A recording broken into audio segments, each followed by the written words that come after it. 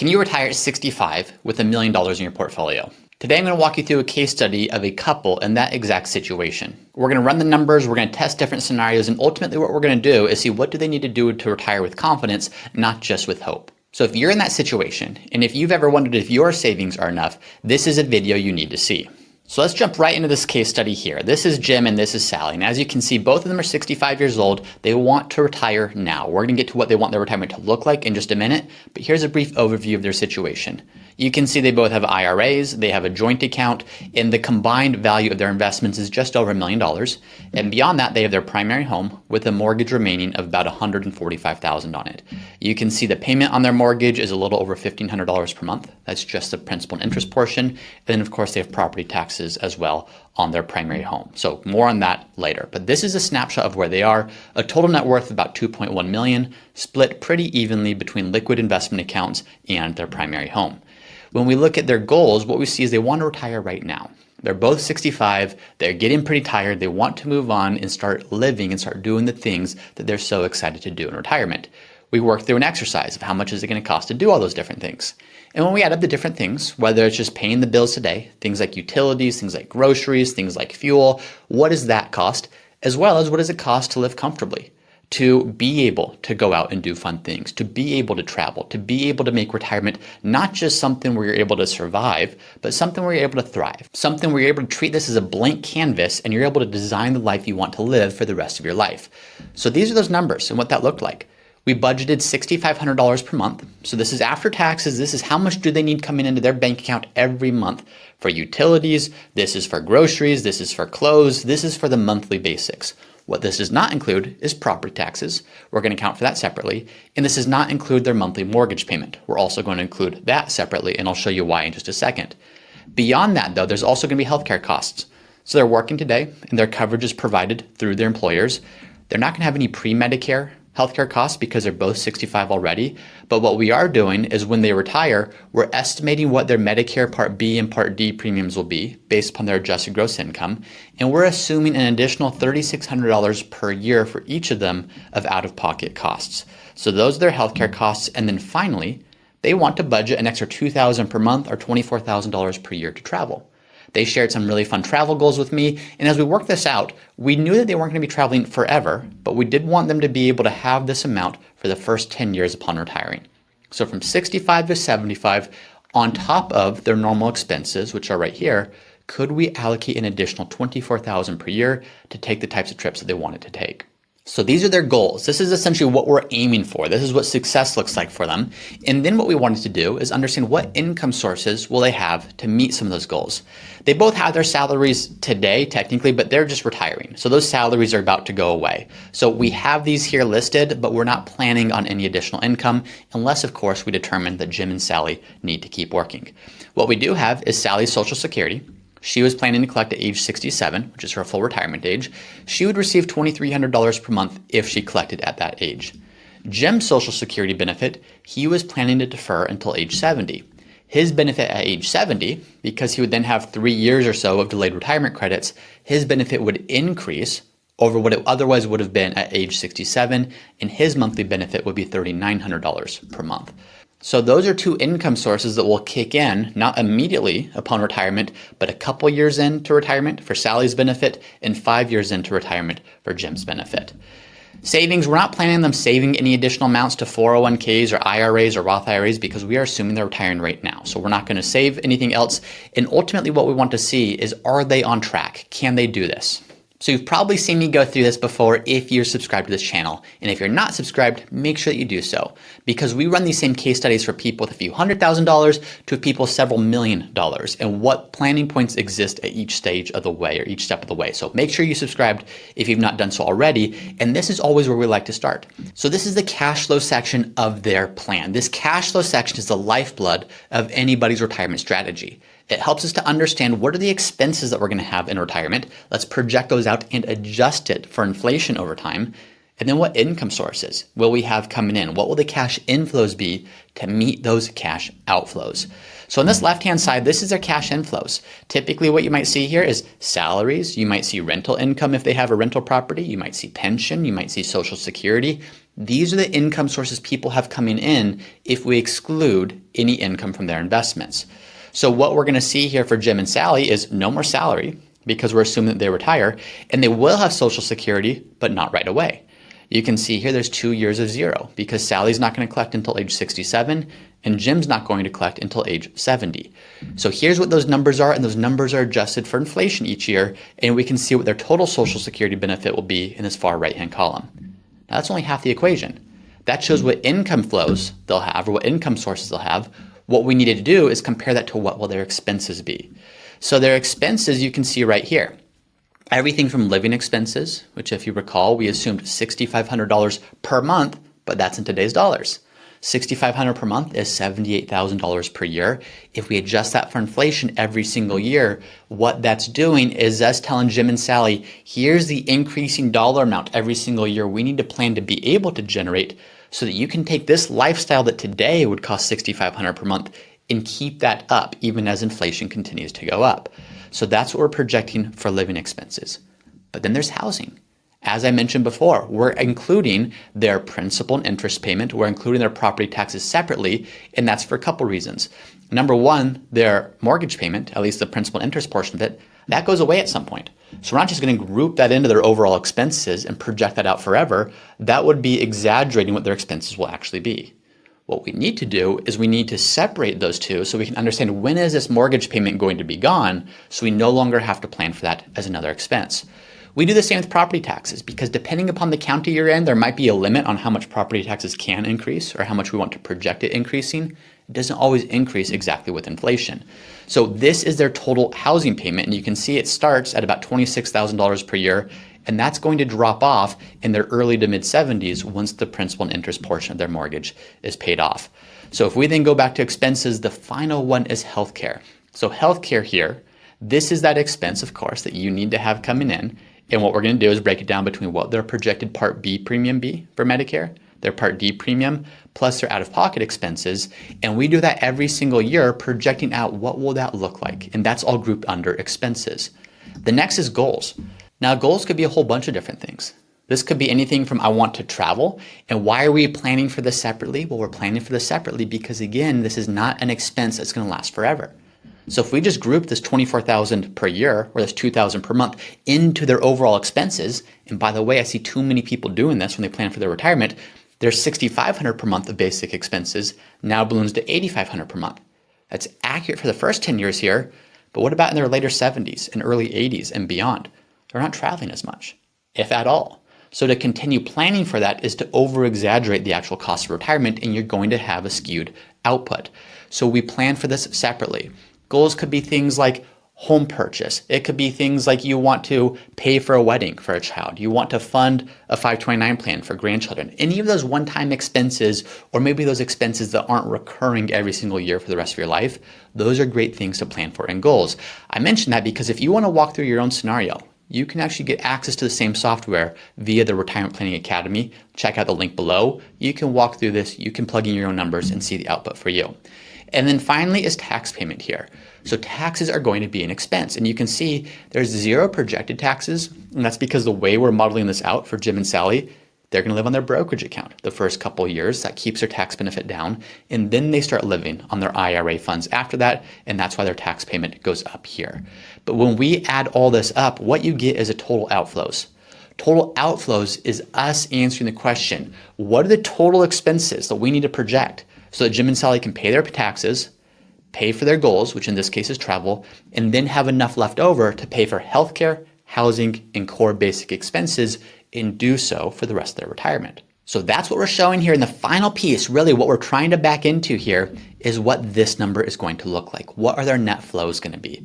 The net flows is telling us how much of this expense that we're going to incur needs to be funded from our retirement portfolio. Because keep in mind, some of those expenses, depending on your situation, will be funded by Social Security, rental income, pension, part-time work, all these various potential income sources. This is saying what role does your portfolio play in this? And so this net flow here, you can see is our projection of what we think their portfolio is going to need to do. Now, you can take a look at this and say, okay, if you have $1 million and you're pulling out $140,000 per year and increasing, you can do some basic math to understand that's probably not going to be very sustainable. If we go to this page right here, you can see what that represents as an actual withdrawal rate. If we want to plug that in, the withdrawal rate starts in the 13 to 14% range, and that withdrawal rate is going to continue going up.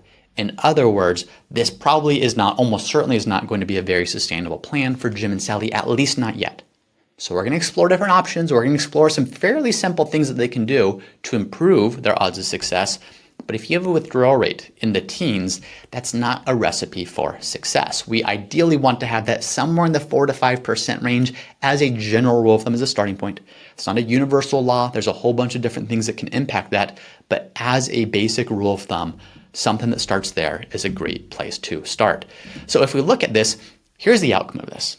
Jim and Sally, if you were to retire today, here's your $1 million or so, you're going to spend right through that. Why is that? Well, you're spending 13, 14, 15% per year of your portfolio. If you're getting, and by the way, we're projecting an average return of 6.5% here for Jim and for Sally. Not a guarantee, simply saying we need to project something so we can project this out here. But if they were to grow at 6.5%, and if they were to be withdrawing 13, 14, 15%, the math just works out that you're going to spin that portfolio down. Now, they still have Social Security. They still have equity, full equity, in a $1 million+ home at this point, but they don't have any other liquid savings at this point to continue allowing them to do what they want to do. So this is where the planning comes in. Anytime someone does their first retirement projection, don't get too attached to what the outcome actually looks like. Very rarely is it the perfect outcome. Typically, we either need to do something to make it work. In other words, do we cut spending? Do we work longer? Do we save more? We need this to work. Or in many cases with clients that we work with, they've actually saved so much and it's difficult for them to spend. So some of our encouragement is to actually say, how can we spend more? How can we give more? How can we do more with what you have? Because if you don't, this is just going to continue growing, this being your portfolio, and there's an opportunity cost to never actually using it. But for Jim and Sally, that wasn't the case. For Jim and Sally, the case was, how do we preserve this? How do we save this to make sure that you don't go into retirement with this as an outcome that is very likely? So there's a few things we could do. The first thing was, well, the simple option is, do you work longer? They didn't really want to do this. As I mentioned, they're tired. They're ready for retirement. They want to do something else. But this is not an outcome that's acceptable here. So we look at this and say, well, what if you work 3 extra years? Working 3 extra years, now that's no small feat. I'm not saying that it's as simple as just continuing to do this, but if they were to do that, all of a sudden their projections look very different. Their probability of success goes from 13% in that initial scenario, which is definitely not something you want to go into retirement with the probability of success at that rate, up to closer to 70% here, which there's no universal, this is the right number, but a number that we would feel much more comfortable with, at least as compared to 13%. So that was an option. Now, real quickly, we're going to table that because that's not the ideal option for Jim or for Sally. So let's go back here and go back to what if they only work until age 65?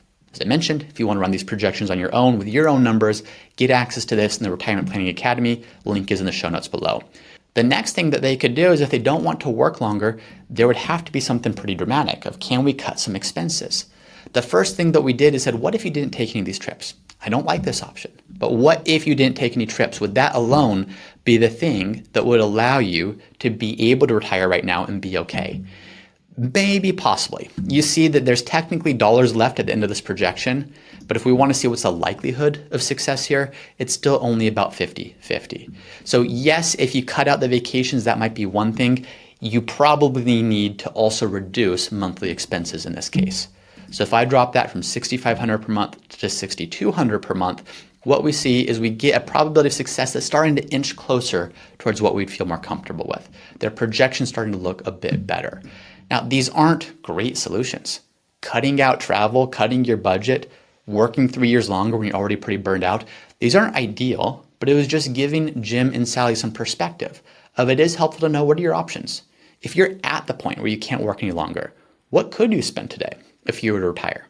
Retirement's all about trade-offs. Or if you do not want to sacrifice how much you're spending, how much longer do you need to work to make this happen? Now, sometimes people look at this and they say, well, what about the right tax strategy? What about the right investment strategy? Can that solve the gap? Can that solve the problem for us? And the answer is typically no. Meaning, if I go here and if I plug all these numbers back in to get back to the base case, so this is right where we started from, and we refresh this here. This is going to where we started for Jim and for Sally, and where we started was not a great place. If all we did was said, well, let's implement the right tax strategy. And by the way, I went on the back end and programmed a Roth conversion strategy that's projected to save them a good amount of money in taxes. If they were to run that, that's going to help them a little bit, but not much. Meaning their probability of success goes from 13% to 16%. In other words, the right tax strategy is very important, but it's more of a way to optimize a plan that already works to squeeze even more out of it. It's not going to typically be the thing that takes you from no chance of success to all of a sudden now you can retire. So keep that in mind. You need to have that, but that's not a foundational thing as much as it's an optimization thing. They also want to know, well, what if we invest differently? We said, well, what if you did? What if we could assume that you're going to get a growth rate closer to 9%? Not a guarantee, but just illustrating to them what would the actual impact of that be on your projection, on your plan. Even if you could do that, what they're going to see is, sure, it stretches your portfolio a little bit, but that gets you 1 extra year, maybe 2 extra years of living expenses. It's not really moving the needle. So I illustrate that because sometimes people think that magically an investment strategy can save them or a tax strategy can save them. Those are two critical components to a plan, but typically those are things designed to optimize, protect, preserve, do better once you already have the foundational plan in place. So going back to the foundational plan, that is things like how long you work, how much you save, how much you spend in retirement. And as we go through this, none of those things were truly appealing to Jim and to Sally. So here's where the third option came in for them. I put down here downsize home. They have about $1 million of equity in their home. This is a home that they raised their family in. It's probably bigger than they need right now. Beautiful home. But one thing that we explored is what if you did downsize? And what if you downsized this next year? And by the way, what I'm looking at for downsizing is purchasing a $700,000 home. They're staying in Colorado, which is where they are right now. Property taxes go down. They pay off their mortgage. And now they have a lump sum of money, the difference between what they sell their home for after broker fees, after taxes, and what they buy the new home for, there's a little bit of money they now get to invest to live on. So there's 3 benefits to this. Number one, that mortgage payment that they had, the $1,500 and change that they were going to have for the next several years, that goes away. Number 2, the property taxes that they have. That tax bill that they have starting today for the rest of their life, that gets cut by a couple few $1,000s every single year. So it's lowering their lifetime expenses. And then finally, number 3, there's a little bit of money. There's a couple $100,000 of money, of cash that they would then have after selling this property that they could invest to create more income for themselves. So there's this triple benefit of lower short to medium term expenses in the form of getting rid of the mortgage, lower long-term expenses in terms of lowering the property taxes, and higher portfolio assets to actually create income for them for the rest of their life. So when we look at this right here, if we were to illustrate this, so keep in mind, this is not working any longer. This is not cutting savings or cutting spending in retirement. They're still traveling. They're still spending that amount per month.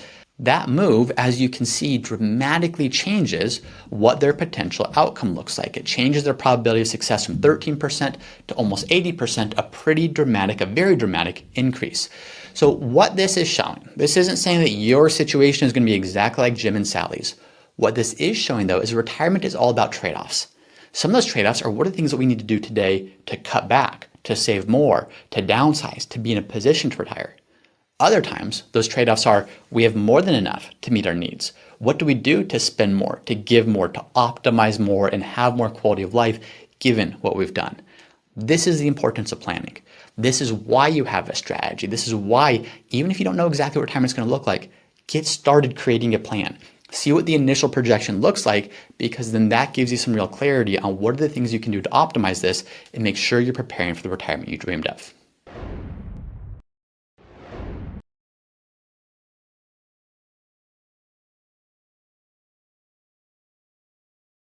Once again, I'm James Knoll, founder of Root Financial, and if you're interested in seeing how we help our clients at Root Financial get the most out of life with their money, be sure to visit us at www.rootfinancialpartners.com.